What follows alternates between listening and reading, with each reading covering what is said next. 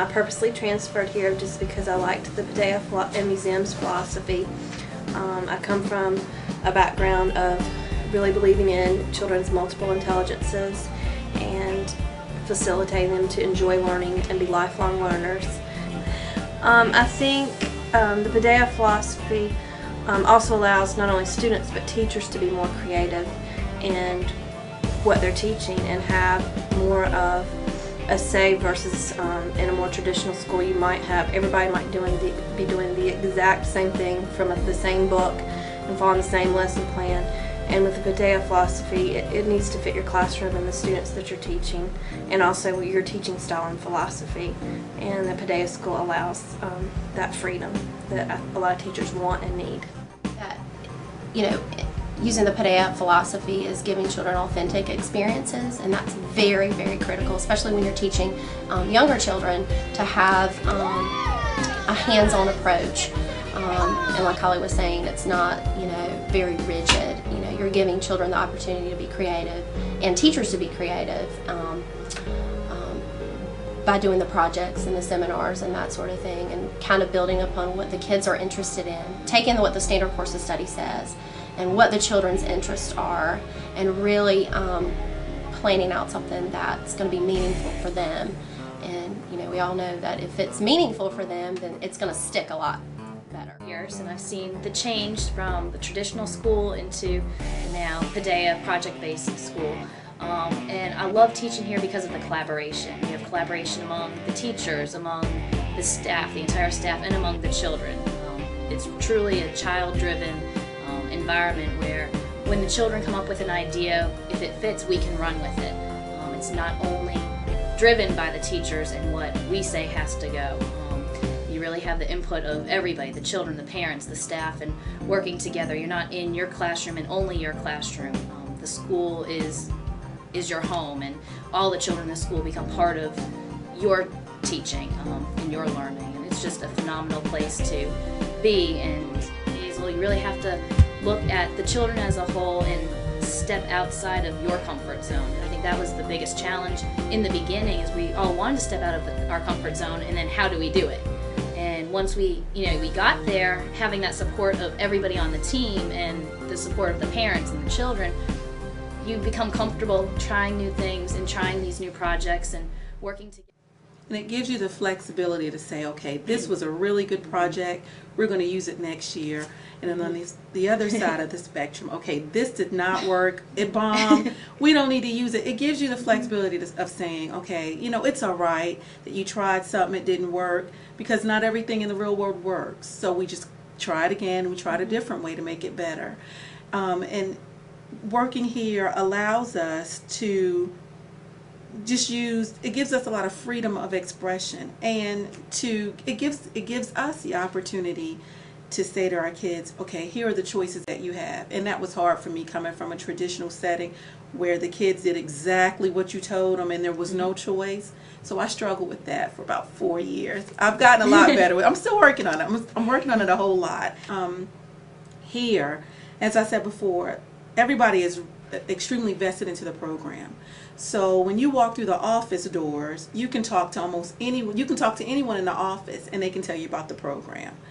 You can walk through the halls and talk to various teachers, TAs, and everybody here knows what's going on. We're just really committed to the school. If you come here, kids will do fantastic projects. You will see abilities in students that you never thought they had. For example, I have a student right now who just struggles in reading, struggles in math, but he is a fantastic artist.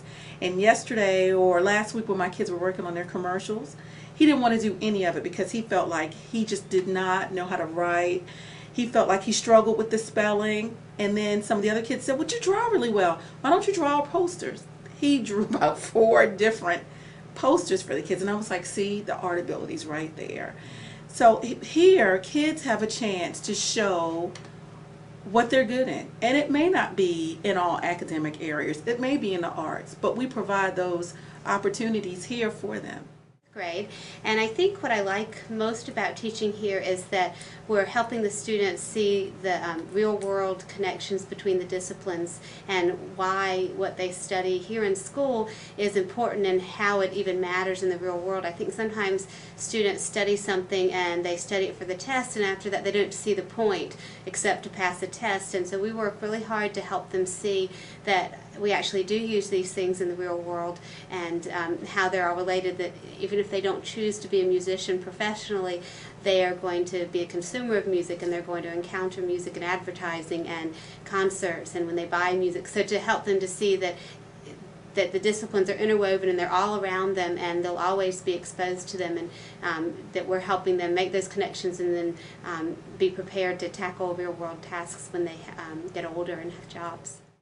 And what drew me to Brooks from another school was first originally the coach projects in the Paideia system, the equality that the kids experience with that, instead of the disparity between the have and have-nots, and bringing projects home. That's what first brought me to Brooks as a regular classroom teacher. Then I got my dream job teaching science, which I love because I get to bring the science in not just textbook form, but into everyday life and how we do it, and doing hands-on experience and making the knowledge working.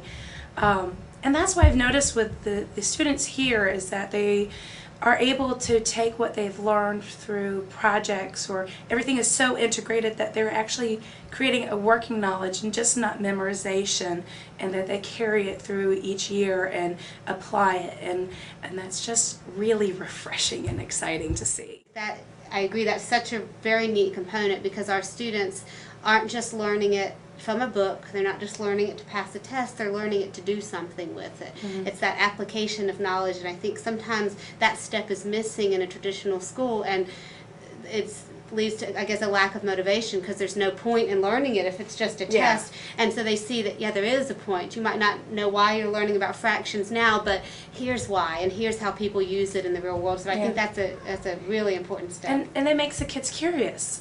And you know, that's a big driving force, is if you're curious about something, you're going to learn about it as much as you can. To develop an understanding of what's happening, you know, I teach music, but I have a pretty good handle on what is happening in art class and science and what they're working on in the classroom, because I can't make those connections unless I know what's happening. And I think the planning that we do is helpful too, learning how to talk to one another in seminar. And let me tell you about seminars in kindergarten. Whew, they're rough, but by 5th grade it's a little better. In 2nd grade they're still all talking at the same time and not really listening to each other. And so by 5th grade they're getting better at listening and responding, not only to hear their own voice, but responding because they have something to say. And I think then as they get older, that's something important. And learning how to work in groups, oh me, that is real tricky, because in a group you don't always get your way. There's the art of compromise, and that's really hard.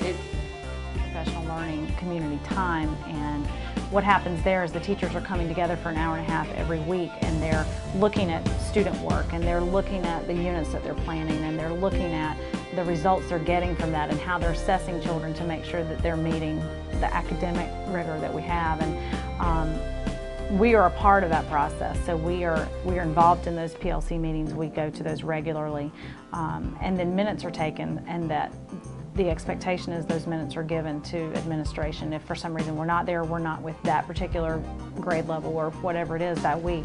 So we still know what's going on and give feedback to them about that. So they see us as part of it. We don't step in to tell them how to do it. We're there to kind of guide and to ask questions and to see what we can do to support them, if there are resources that they need, you know, whatever it is that can help them be successful with.